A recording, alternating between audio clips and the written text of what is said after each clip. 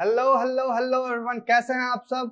मैं नवनीत आप सबका स्वागत करता हूं यूनिमॉन्क सीयूईटी प्लेटफॉर्म पे। तो जैसा कि आप सब जान ही रहे होंगे, इंतजार हो चुका है खत्म और डीयू ने अपने सीएसएस पोर्टल को ऑन कर रखा है। फर्स्ट फेज रजिस्ट्रेशन चालू हो रखे हैं।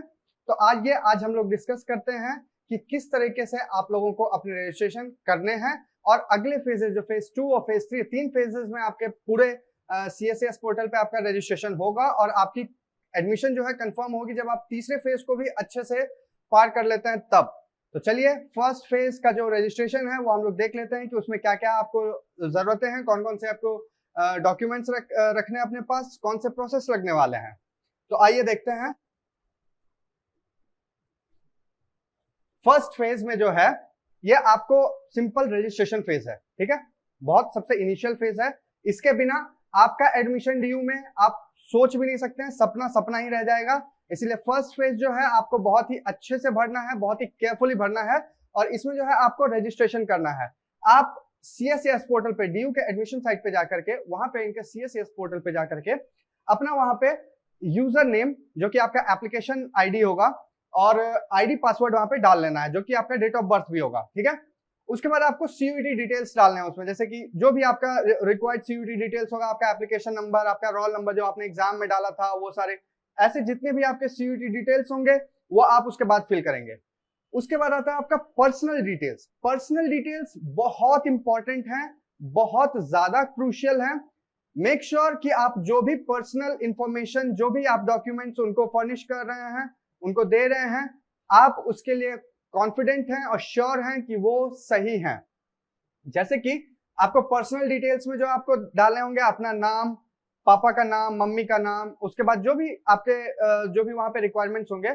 उसके अलावा आपके कास्ट सर्टिफिकेट्स मांगेंगे। जो भी लोग अपने रिजर्वेशन अवेल करने वाले, जो भी रिजर्वेशन कैटेगरी को बिलोंग करते हैं और रिजर्वेशन अवेल कर रहे होंगे, मेक श्योर कि आपका कास्ट सर्टिफिकेट जो है वो ड्यूली अपडेटेड कास्ट सर्टिफिकेट है और ना कि पुराना कोई है। इसके अलावा जो लोग ईडब्ल्यूएस कैटेगरी से बिलोंग करते हैं, इकोनॉमिकली वीकर सेक्शन से बिलोंग करते हैं और वो लोग रिजर्वेशन लेना चाह रहे हैं अंडर ईडब्ल्यूएस प्रोविजन, तो मेक श्योर कि आपके पास लेस देन, मतलब सबसे रिसेंट वाला 1 अप्रैल के बाद से जो आपका ईडब्ल्यूएस सर्टिफिकेट है वो जारी होना चाहिए, ना कि 1 अप्रैल से पहले का। वो वैलिड नहीं होगा। अगर आप अपने पिछले साल का, जैसे आप लोगों ने मान लीजिए जनवरी में बनवाया होगा, फरवरी में बनवाया होगा, क्योंकि मेरा एक जानने वाला है उसके पास ईडब्ल्यूएस था फरवरी का और वो ऐसे ही अप्लाई कर रहा था तो उसका एक्सेप्ट नहीं हो रहा था एक किसी दूसरे एग्जाम में। सिमिलरली यहाँ पे भी डीयू के सीएसएस पोर्टल पे भी हो सकता है। आप फरवरी, जनवरी, मार्च ऐसे सोच के मत बैठिएगा कि अच्छा 1 साल का कहा गया है तो जनवरी तो इसी साल के अंदर है। नहीं, 1 साल कब से? From 1st of April। 1st of April के बाद का आपका ईडब्ल्यूएस सर्टिफिकेट होना चाहिए। अगर उससे पहले का है तो आपका जो कैंडिडेचर, आपका जो एप्लीकेशन है उसको कैंसिल कर दिया जाएगा। तो make sure that your EWS certificate, income certificate, caste certificate, जो भी और सर्टिफिकेट्स आप टेंडर कर रहे हैं वहां पे, वो अपडेटेड हो, ठीक है, और ना कि पुराना हो। बाद में बहुत परेशानी आ जाएगी, आपके एप्लीकेशन कैंसिल भी हो सकते हैं and they won't consider it again. तो प्लीज ऐसी गलती मत करिएगा, ठीक है। उसके बाद आता है आपका 12th स्टैंडर्ड का रिजल्ट, आपको उसमें फिल करना होगा, ठीक है। अभी तक में सीबीएसई, आईसीएसई बोर्ड और जितने भी मेजर बोर्ड्स हैं, स्टेट बोर्ड्स भी हैं, मैक्सिमम बोर्ड्स ने अपने रिजल्ट्स आउट कर रखे हैं। आपको अपनी 12th के मार्कशीट, उसमें मार्क्स जो है मार्कशीट पे जो आपके होंगे वो डाल रहे हैं। कुछ कुछ बोर्ड्स में ऐसा भी देखा गया है कि एक मार्कशीट पे 11 और 12 दोनों के मार्क्स डाल रखे हैं।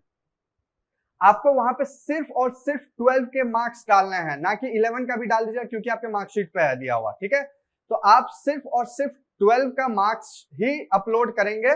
उसमें भी कि जो आपको थ्योरी में मिला हुआ है मार्क्स वो अलग अपडेट करेंगे, वहां पे एक कॉलम बना हुआ होगा और प्रैक्टिकल्स में जो है वो अलग में होगा, ठीक है। तो ये चीज आप ध्यान से डालिएगा, ये नहीं कि इकट्ठे टोटल वाला भी आप थ्योरी में डाल दें या ऐसा कोई भी मार्क्स अगर आप गलती करते हैं फिल करने में और बाद में जाकर के ड्यूरिंग काउंसलिंग अगर उनको ये पता चलता है कि आपने गलत तरीके से मार्क्स फिल कर रखा था और आपको जो कॉलेज अलॉट किया गया है वो आपकी गलती के कारण अलॉट किया गया है, they will definitely cancel your application. तो प्लीज ऐसी गलती मत कीजिएगा। जिस भी कैटेगरी में, जिस भी सब्जेक्ट में आपको थ्योरी में जितने मार्क्स आए हैं वो थ्योरी वाले कैटेगरी में डालना है, प्रैक्टिकल वाले मार्क्स आए हैं तो प्रैक्टिकल में डालना है, ठीक है। उसके बाद signature photograph of fee payment, fee payment जो है वो अनरिजर्व कैटेगरी वालों के लिए 250 है, जो पिछले साल था वही इस बार भी उन्होंने रखा है, कोई ज्यादा चेंजेस नहीं किया है। यूआर वालों के लिए ये जो फीस है वो आपका 250 है, वन टाइम पेमेंट है, ठीक है। और रिजर्वेशन वालों के लिए ये 100 रुपए है, ठीक है। कितना? 100 rupees for reservation. SC/ST category वालों के लिए ये 100 रुपए है, और यूआर और ओबीसी वालों के लिए 250 रुपए है, ठीक है। उसके अलावा अगर आप स्पोर्ट्स कोटा लगा रहे हैं तो आपको एडिशनल 100 रुपीज पे करना पड़ेगा, ठीक है। अगर आप स्पोर्ट्स कोटा के थ्रू अपना एडमिशन कंफर्म करना चाह रहे हैं तो आपको एडिशनल 100 रुपीज पे करना पड़ेगा एडमिशन फी के लिए, ठीक है, एज एन फी के लिए। और उसके बाद अगर आप बैचलर्स इन फाइन आर्ट्स, ठीक है, BFA bachelor in fine arts अगर आप अप्लाई कर रहे हैं तो उसके लिए आपको 400 रुपए एडिशनल। ये 3 कैटेगरीज आपको ध्यान रखना है। यूआर और जो मैंने ये दोनों बताया, यूआर और रिजर्वेशन के लिए जो 250 और 100 रुपए हैं, ये तो सबको देना है, ठीक है। इरिस्पेक्टिव आप कौन से कोर्स अप्लाई कर रहे हैं, कौन सा कोर्स आप चूज कर रहे हैं या कैसे कर रहे हैं, आपको उसके बिना इरिस्पेक्टिव ये दोनों आपको देने पड़ेंगे, belonging to whichever section you belong to, ठीक है। एडिशनल फीस जो है वो स्पोर्ट्स वालों के लिए है 100 रुपए, और बैचलर ऑफ फाइन आर्ट्स वालों के लिए 400 रुपए, ठीक है। तो चलिए, अगर आप ये सब सक्सेसफुली कर लेते हैं, अच्छे से अपना रजिस्ट्रेशन कर लेते हैं, तो डीयू आपको अगले स्टेज पे शिफ्ट कर देगा, जहां पे कि आपका आएगा फेज 2। फेज 2 में आपको अपना प्रेफरेंशियल लिस्टिंग करनी है, ठीक है। ये सबसे क्रूशियल स्टेज है। रजिस्ट्रेशन तो था ही, मान लीजिए आप रजिस्ट्रेशन कर भी लेते हैं सक्सेसफुली, उसके बाद आता है preferential listing. Preferential listing will make sure, वो ही डिसाइड करेगा, it will decide which college you will get. तो इसको बहुत ध्यान से भरना है। क्यों? क्योंकि जब आप अपने कॉलेज को जिस भी क्रम में लगाएंगे, जिस भी ऑर्डर में आप अपने प्रेफरेंस लिस्ट को फिल करेंगे, उसी ऑर्डर में आपको कॉलेजेस मिलने के ज्यादा चांसेस होंगे। अब इसमें गलती सबसे ज्यादा बच्चे यही करते हैं। होता क्या है, आप ध्यान से सुनिएगा, मैं अभी जो बता रहा हूं वो मोस्ट ऑफ द स्टूडेंट्स के साथ परेशानी आती है, और आपके साथ भी शायद हो रही होगी। आप यही सोच रहे होंगे कि आपका CUET का एग्जाम उतना अच्छा नहीं गया है, ठीक है। आप जिस दिन एग्जाम दिए होंगे, मे बी आपसे शायद कुछ क्वेश्चन छूट गए होंगे, या फिर घर पे आए होंगे तो आपको लगा ओ मैंने ये क्वेश्चन गलत कर रखा है, ठीक है। तो आप अभी यही बैठ के सोच रहे होंगे कि CUET का जो एग्जाम आपका अच्छा नहीं गया है, ठीक है। आपको ज्यादा अच्छे मार्क्स नहीं आएंगे, कोरस्पॉन्डिंगली उसके कोरस्पॉन्डिंग आपका रैंक भी अच्छे नहीं आएंगे। आप घबरा के क्या करेंगे कि जो सबसे अब आपको है कि मुझे एडमिशन मिलना है भी या नहीं मिलना है, तो आप घबरा के क्या करेंगे कि कोई सबसे जो निचले स्तर का कॉलेज होगा, जैसे फॉर एग्जांपल कोई ऑफ कैंपस कॉलेज है, तो आप उसको फर्स्ट प्रेफरेंस पे डाल देंगे कि मुझे किसी तरह बस ले लेना है एडमिशन, मुझे ये साल नहीं वेस्ट करना है। और आप क्या करेंगे कि घबरा करके कोई निचले ऑर्डर का जो आपका कॉलेज है वो आप ऊपर चढ़ा के रख देंगे, मतलब फर्स्ट सेकंड थर्ड ऐसे रैंकिंग पे डाल देंगे, ठीक है। बट आप लोग ये याद रखिए कि CUET एक कॉम्पिटिटिव एग्जाम है, ठीक है। यहाँ पे जो भी रैंकिंग डिसाइड होती है वो कंपटीशन से डिसाइड होती है। अगर आपका पेपर टफ गया है, आपके लिए पेपर टफ था और आपका पेपर उतना अच्छा नहीं गया, गिवन द कंडीशन कि आपने अच्छे से मेहनत की थी, आपको ऑलमोस्ट सारा सिलेबस अच्छे से आपने पढ़ रखा था, और स्टिल आपको पेपर टफ लग रहा है, यकीन मानिए आपके साथ बैठे हुए जितने भी आपके कॉम्पिटिटर्स थे, फेलो कॉम्पिटिटर्स थे, उनके लिए भी पेपर टफ ही रहेगा, ठीक है। कट ऑफ नीचे जाएगा। अगर कट ऑफ नीचे जाएगा या फिर कट ऑफ नीचे नहीं भी जाता है और सिर्फ आपका पेपर टफ रहेगा, तो नॉर्मलाइजेशन के बाद आपके मार्क्स ऐड होके ऊपर चढ़ेंगे। तो इसमें आपके जो रैंक्स हैं वो फेरबदल होने के अच्छे खासे चांस बन जाते हैं। ऐसा नहीं है कि आपने जो जितना उस दिन बनाया था उतने ही मार्क्स आपको आएंगे, ठीक है। पेपर टफ रहा होगा, नॉर्मलाइजिंग में आपका मार्क्स ऐड होके ऊपर हो जाएगा। आपका पेपर इजी रहा होगा तो नॉर्मलाइजिंग में हो सकता है मार्क्स आपका नीचे भी चला जाए। इसीलिए अभी से ये मत सोच लीजिएगा कि मेरा एग्जाम अच्छा नहीं गया है तो मैं जो है किसी भी कॉलेज में एडमिशन लेने के लिए मैं निचले कॉलेज को ऊपर रख दूं, या फिर मेरा एग्जाम बहुत अच्छा जा चुका है तो मुझे पक्का पता है कि मुझे तो सेंट स्टीफेंस, हिंदू या किरोड़ीमल या हंसराज ऐसा ही कॉलेज मिल जाएगा, तो मैं उसी को सबसे पहले ऊपर डाल देता हूं। इसमें होता क्या है समझ लीजिए, इसमें होता क्या है, जैसे मान लीजिए कि आपने किसी ऑफ कैंपस कॉलेज को जो कि इतना अच्छा, जितने इसकी अच्छी रेपुटेशन नहीं है, आपने उसको उठा के डाल दिया रैंक 1 2 3 या फिर टॉप 10 में डाल दिया, ठीक है। गलती से आपको अच्छे से मार्क्स आ गए, गलती से नहीं, आपके मेहनत से ही आपको अच्छे से मार्क्स आएंगे, ठीक है, आपको अच्छे मार्क्स आ गए, आपकी रैंकिंग भी अच्छी बन गई, ठीक है, और आप उस रैंक पे डिजर्व करते थे कि नॉर्थ कैंपस के किसी अच्छे कॉलेज में एडमिशन, बट क्योंकि आपने भर ही रखा है कोई ऑफ कैंपस कॉलेज, तो आपको पहला ही कॉलेज दे दिया जाएगा। मान लीजिए आपने फॉर लेटर से एग्जांपल सत्यवती रख रखा है, ठीक है, अगर सत्यवती रख रखा है कॉलेज आपने और आपको इतने मार्क्स हैं कि आप सत्यवती में पहले ही चांस में हो जाएंगे, आपका कॉलेज लॉक हो जाएगा, फिर वहां से आप उसको अपग्रेड नहीं कर सकते हैं, ठीक है। आप ऐसा नहीं कर सकते हैं कि मुझे पता चला अब कि मेरा रैंक अच्छा है, रैंक मुझे बहुत अच्छा है, मुझे हिंदू में मिल सकता है एडमिशन, तो मैं सत्यवती से कैंसिल करवा के हिंदू में अपना एडमिशन करवाता हूं, ऐसा नहीं होगा अब। तो प्लीज इसको ध्यान से डालिएगा, आप अपने ऊपर भरोसा रखिए, जो भी आपको कोर्स चाहिए, आपको बीएससी कोई कोर्स चाहिए, चाहे बीए चाहिए, चाहे बीकॉम चाहिए या बीए प्रोग्राम चाहिए, या other than all this course आपको कोई और कोर्स चाहिए, उसमें आप अच्छे से देख लीजिए।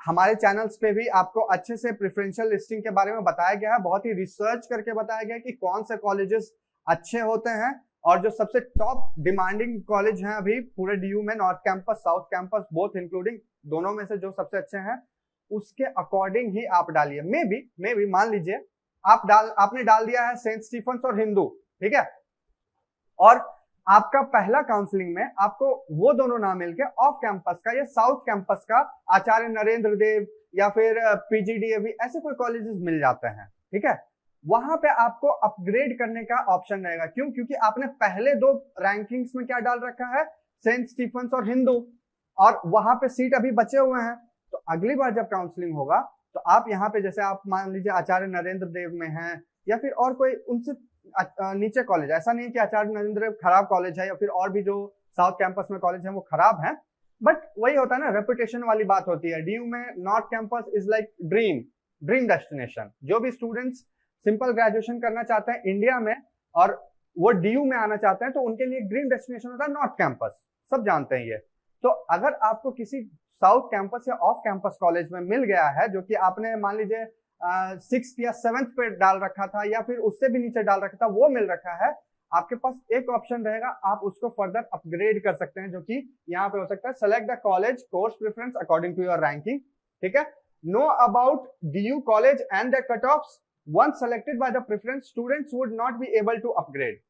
अगर आपको आपके चॉइस का कॉलेज फर्स्ट वाले में ही मिल जाता है, आपने जैसे मैंने एग्जांपल दिया था ना कि सत्यवती को आपने फर्स्ट पर रख रखा है और आपके रैंकिंग अच्छे आ रखे हैं, तो सत्यवती ऑब्वियस सी बात है कि वो निचले रैंकिंग के स्टूडेंट्स को भी जगह देती है, तो वहां पे आपका फर्स्ट वाले में ही मिल जाएगा और आपको अपग्रेड करने का ऑप्शन नहीं मिलेगा, ठीक है। ऐसा नहीं होगा कि आपकी रैंकिंग जो हिंदू कॉलेज के लिए भी अगर आप क्वालिफाई कर रहे होंगे तो आप हिंदू कॉलेज में जाके माइग्रेट कर सकते हैं, ऐसा नहीं होगा, आपको फिर सत्यवती में ही एडमिशन लेनी पड़ेगी, ठीक है। तो इन सब चीजों को जब प्रेफरेंस लिस्टिंग करें तो बहुत ध्यान से करें, अच्छे से रिसर्च कर लें, नहीं हो तो एक दो काउंसलर से या फिर कोचिंग में जहां पे भी आप पढ़ रखे हैं या फिर हमारे यूट्यूब चैनल पे भी आपको काफी अच्छे तरीके से रिसर्च करने के बाद, डीप रिसर्च करने के बाद हमारे एजुकेटर्स अच्छे प्रेफरेंस लिस्टिंग के साथ आए हुए हैं, तो आप वहां से भी देख के एक रेफरेंस लेकर के अपनी प्रेफरेंस लिस्टिंग वहां से फिल कर सकते हैं। उसके बाद जब आपके बाद प्रेफरेंस लिस्टिंग आपकी भर जाएगी, आप उसको सबमिट कर देंगे, तो उसके बाद आता है काउंसलिंग का फेज, ठीक है। आपको CSS पोर्टल फिर आगे फर्दर मूव कर देगा और वहां पे काउंसलिंग होगा। काउंसलिंग में क्या होगा, आपके रैंकिंग के अकॉर्डिंग आपको कॉलेज अलॉट हो जाएगा, ठीक है। प्रेफरेंस लिस्टिंग भर दिया आपने, लॉक कर दिया अपना चॉइस, उसके बाद आपका काउंसलिंग होगा और उसमें आपके चॉइस और आपके रैंकिंग के अकॉर्डिंग ध्यान रखना है, जो आपने चॉइस डाल रखा है और उसके कोरस्पॉन्डिंग जो भी आपका रैंक आ रखा है, वो दोनों अगर सही में मेल खाते होंगे तो आपको अलॉट कर दिया जाएगा। If you wish to get into the allotted college you would be given 2 to 3 days to think and lock the college, ठीक है। लॉक करने के लिए भी आपको 2 से 3 दिन का मौका मिलेगा, आपको मिलेगा सोचने समझने के लिए। मान लीजिए कि आपको अपग्रेड करने का है, आपको निचले कॉलेज अलॉट कर दिया CSS पोर्टल और अभी आपको लग रहा है कि हाँ अगले राउंड में बहुत सारे राउंड्स होंगे, ऐसा नहीं है कि पहले राउंड में ही खत्म हो जाएगा सीट्स, 3-4 राउंड 5 राउंड और बहुत बार तो 6-7 राउंड तक भी चलते हैं काउंसलिंग। डीयू में काफी देखा गया है, डीयू में काफी देखा जाता है कि लास्ट राउंड तक अच्छा खासा फेरबदल चलते रहता है, बच्चे यहाँ से वहां माइग्रेट करते रहते हैं, या इस बार भी होगा। मल्टीपल राउंड्स में काउंसलिंग कंडक्ट करवाई जाएंगी। तो जब कभी भी आप अपना एडमिशन लॉक करेंगे तो मेक श्योर कि आप बहुत सोच समझ के लॉक कर रहे हैं, क्योंकि एक बार अगर आपने अपना एडमिशन लॉक कर दिया, there is no going back. ठीक है, आप अपना रजिस्टर मतलब अपना एडमिशन कैंसिल करा सकते हैं, कैंसिलेशन का वहां पे होगा।